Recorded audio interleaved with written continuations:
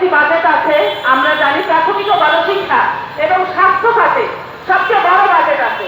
এবং ইনশাআল্লাহ আমাদের এই 3.5 পার্বত্য জেলা ছিটমহল সহ যে 4.5 বিদ্যালয় আছে, সেই বিদ্যালয়গুলি সরকার যদি জাতীয়করণ করে 20-22 হাজার শিক্ষককে বেতন দিতে তাদের কোনো কষ্ট হবে না।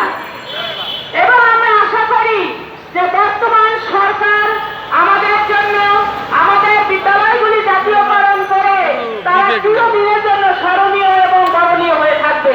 কি বলেন আপনারা?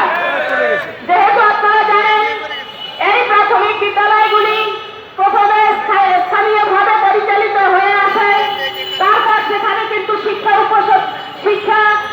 অফিসার যারা আছে তারা তদারকি করে আমাদের এই বিদ্যালয়গুলি যথাযথভাবে প্রয়োজন অনুযায়ী এই বিদ্যালয়গুলি কিন্তু পরিচালিত প্রতিষ্ঠিত।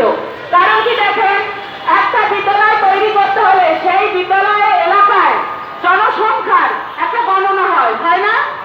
জনসংখ্যা গণনা হয়, যেটা আমরা প্রতি বছর এপিএসসি দেয়, তথ্য দেয়, সুমারি তথ্য তাই না? আমরা সেইভাবে কিন্তু আমরা জনসংখ্যার আমরা সেখানে সংখ্যার তথ্য দেই এবং ক্যাচমেন্ট এরিয়া আছে, যে এই বিদ্যালয় এরিয়া ওই পাশে বিদ্যালয় প্রতিষ্ঠিত হতে পারবে না।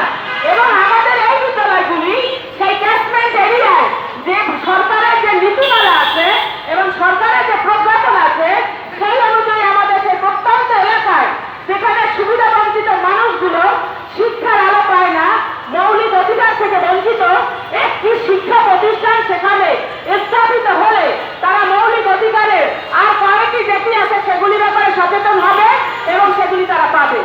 এই জন্য আমরা বিশ্বাস করি সরকারকে অবশ্যই এই সকল বিদ্যালয় জাতীয়করণের আওতায় আনতে হবে। বিগত দিনের সরকার দুর্নীতি করেছে, জুলুম করেছে, নির্যাতন করেছে, অবহেলা করেছে শিক্ষকদের অপমান জাতির জন্য অসম্মান। কি বলেন আপনারা? আপনারা জানেন গত মাসে 12 তারিখে যে আমাদের একটি পদযাত্রা ছিল, আমরা চেয়েছিলাম প্রধান উপদেষ্টার কার্যালয়ে আমরা যাব, আমরা প্রধান উপদেষ্টার কার্যালয়ে যাব, আমাদের দাবিগুলো সঠিকভাবে তুলে ধরবো এবং আমরা যে এই বিদ্যালয়ের শিক্ষকগণ অর্থাহারে অনাহারে জীবনযাপন করছি, মানবতার জীবনযাপন করছি, এই লক্ষ্যে আমরা কিন্তু রওনা করেছিলাম। সেই মিছিলটিতে পুলিশ আমাদেরকে নির্যাতন করেছে, লাঠিচার্জ করেছে, জল কামান নিক্ষেপ করেছে। আপনারা জানেন যে অর্ধশতাধিক শিক্ষক আহত হয়েছে, এখন পর্যন্ত প্রায় 6-7 জন শিক্ষক সুস্থ হতে পারে নাই। আপনারা জানেন 2 জন শিক্ষক গুরুতর অসুস্থ, একজন অসুস্থ শিক্ষক আমাদের কিছুদিন আগে মারা গেছে, উনি কিন্তু সেই জল কামানের এখানে ছিল।